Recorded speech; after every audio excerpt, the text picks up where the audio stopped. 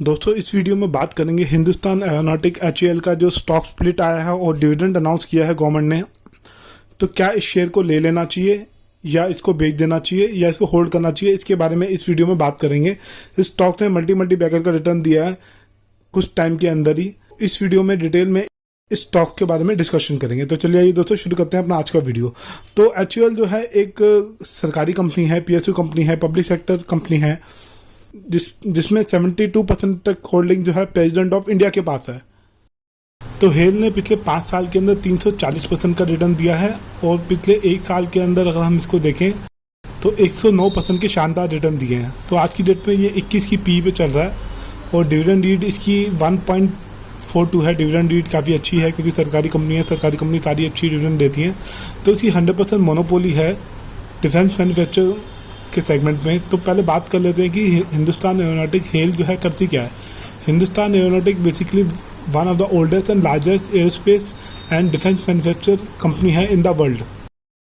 तो हेल जो है डिफेंस सेक्टर के अंदर काम करती है, मोनोपोली है इसकी इंडिया के अंदर, इंडियन मार्केट के अंदर। और गवर्नमेंट का भी काफ़ी ज़्यादा फोकस है डिफेंस सेक्टर के ऊपर। मेक इन इंडिया की वजह से भी इनिशिएटिव जो गवर्नमेंट ने लिया, मेक इन इंडिया की वजह से भी काफ़ी अच्छा बेनिफिट इस कंपनी को मिला है और आगे भी मिलने की संभावना है इस स्टॉक को। तो दोस्तों अब बात करते हैं स्टॉक स्प्लिट के बारे में और डिविडेंड के बारे में। उसके बाद डिटेल में बात करेंगे कि स्टॉक में क्या करना चाहिए। तो दोस्तों जब भी स्टॉक स्प्लिट आता है या बोनस आता है तो उसी रेशियो में स्टॉक की वैल्यू भी एडजस्ट हो जाती है। जैसे मान लीजिए 1:1 बोनस है, मतलब जिसके बाद 1 शेयर है उसको 1 शेयर मिलेगा। तो इसमें क्या होता है, मान लीजिए अगर स्टॉक 4000 का चल रहा है तो ऑटोमेटिकली वो 2000 का हो जाता है और शेयर हो जाते हैं डबल। जब भी बोनस आता है या स्प्लिट आता है तो जिस हिसाब से बोनस और स्प्लिट का रेशियो होता है उसी हिसाब से शेयर की वैल्यू एडजस्ट हो जाती है। वैल्यू उतनी ही रहती है लेकिन शेयर हमारे बढ़ जाते हैं। अब जैसे स्प्लिट हो रहा है, स्प्लिट के अंदर क्या है कि आपके पास अगर 100 शेयर हैं तो शेयर आपके हो जाएंगे 200, लेकिन वैल्यू उतनी ही रहेगी। स्टॉक मार्केट में जैसे अभी 3700 का चल रहा है स्टॉक, तो ये एडजस्ट हो जाएगा, एडजस्ट होके तो ये आधा हो जाएगा और ये वैसे ही ट्रेड होना शुरू हो जाएगा, लेकिन वॉल्यूम बढ़ जाएगा इसके अंदर और आपके शेयर डबल हो जाएंगे, वैल्यू उतनी ही रहेगी। तो इस बात का दोस्तों ध्यान रखिए, जब भी बोनस आता है, स्प्लिट आता है, आपकी शेयर की वैल्यू उतनी रहती है लेकिन शेयर डबल हो जाते हैं, हमारे शेयर बढ़ जाते हैं हमारे। इसका बेनिफिट हमें लॉन्ग टर्म में मिलता है जब डिविडेंड कंपनी अनाउंस करती है।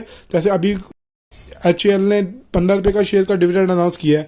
आगे अगर 20 रुपये का डिविडेंड देती है या 12 रुपये का डिविडेंड देती है, जैसे प्रॉफिट बढ़ता जाता है तो डिविडेंड बढ़ाती जाती है कंपनी। अमाउंट डिविडेंड का अमाउंट बढ़ता जाता है, 30 रुपये हो जाता है या 40 रुपये हो जाता है, 50 रुपये हो जाता है आने वाले 5-6 साल में, 10 साल में।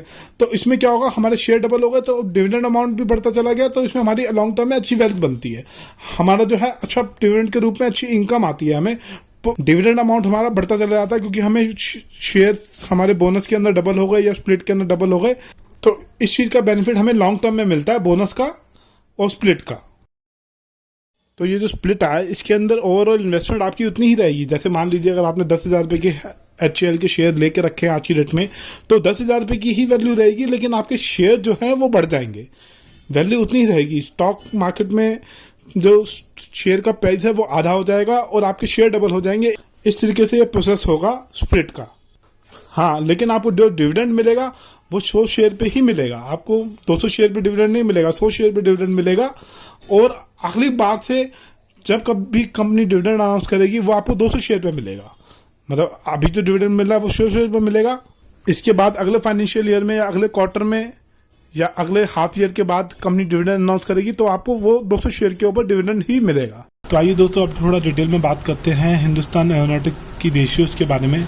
आज की डेट में 3722 रुपये का चल रहा है स्टॉक। उसके अंदर डेट जो है माइनस है, ना के बराबर है, 1.96 करोड़ है, जो कि कुछ भी नहीं होता। डेब्ट इक्विटी रेशियो 0 है और प्लेजिंग प्रमोटर ने बिल्कुल नहीं कर रखी, शेयर गिरवी बिल्कुल भी नहीं रखे हुए, जो कि बहुत ही अच्छी बात है, बहुत ही अच्छा साइन है स्टॉक को लेके।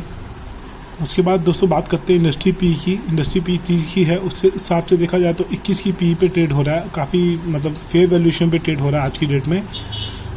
चार्ट पे आप देखेंगे तो ये अप ट्रेंड में है। मूविंग एवरेज का कॉम्बिनेशन को आप देखेंगे तो गोल्डन क्रॉसओवर इसका यहाँ पे हुआ था 800 रुपये के बाद, अभी ये अप ट्रेंड में है, इतने सेल सिग्नल नहीं दिया। चार्ट जो है ऊपर की तरफ ही बन रहा है, चाल ऊपर की तरफ ही बन रही है स्टॉक के अंदर। इसकी बैलेंस शीट को देखेंगे आप तो सेल इसकी 14,000 करोड़ की थी मार्च 2012 के अंदर, आज की डेट में 26,000 करोड़ की हो गई। सेल जो है काफ़ी तेज़ी से बढ़ रही है और प्रॉफिट भी काफ़ी तेज़ी से बढ़ रहे हैं। इसके अंदर 2,500 करोड़ से 5,800 करोड़ के प्रॉफिट हो गए हैं। इसकी आप CAGR ग्रोथ देखेंगे तो 23% की रही है पिछले 5 साल से, और ROE देखिए तो 26% का रहा है पिछले 3 साल से, जो कि काफ़ी हेल्दी और काफ़ी अच्छे नंबर्स हैं। तो कंपनी की बैलेंस शीट में ग्रोथ काफ़ी अच्छी है। कंपाउंड प्रॉफिट ग्रोथ पिछले 10 साल से 7% का है, 5 साल से 24% का है और 3 साल से 28% का है। और स्टॉक की CAGR ग्रोथ पिछले 5 साल से 35% और 3 साल से 70% है। तो स्टॉक के अंदर ग्रोथ अच्छी है, फंडामेंटल स्ट्रांग है कंपनी के, बैलेंस शीट स्ट्रांग है कंपनी की। तो कंपनी के पास काफ़ी अच्छे प्रोजेक्ट्स चल रहे हैं आज की डेट में। तो इन फ्यूचर मुझे लगता है कि अच्छी ग्रोथ इसके अंदर आ सकती है, स्टॉक अच्छा करके दे सकता है आने वाले समय में। हाँ, बाकी आप अपने फाइनेंशियल प्लानर, फाइनेंशियल एडवाइजर से बात कर लीजिए कोई डिसीजन बनाने से पहले।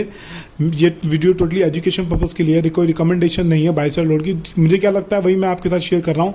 मेरे पास HUL के शेयर नहीं है, मैंने IPO के टाइम अप्लाई किया था लेकिन मैंने उसको बेच दिया अभी। लेकिन मैं भी इसमें इन्वेस्टमेंट करना चाहता हूँ क्योंकि काफ़ी अच्छा स्टॉक है, ये मोनोपोली स्टॉक है, लेकिन ये बढ़ता ही चला जा रहा है। इसके अंदर करेक्शन अगर अच्छा देखने को मिल जाए तो मैं इसको ज़रूर ऐड करूँगा अपने पोर्टफोलियो में। तो मैं तो थोड़ा वेट करूँगा क्योंकि मार्केट में काफ़ी लंबी दहली आ चुकी है।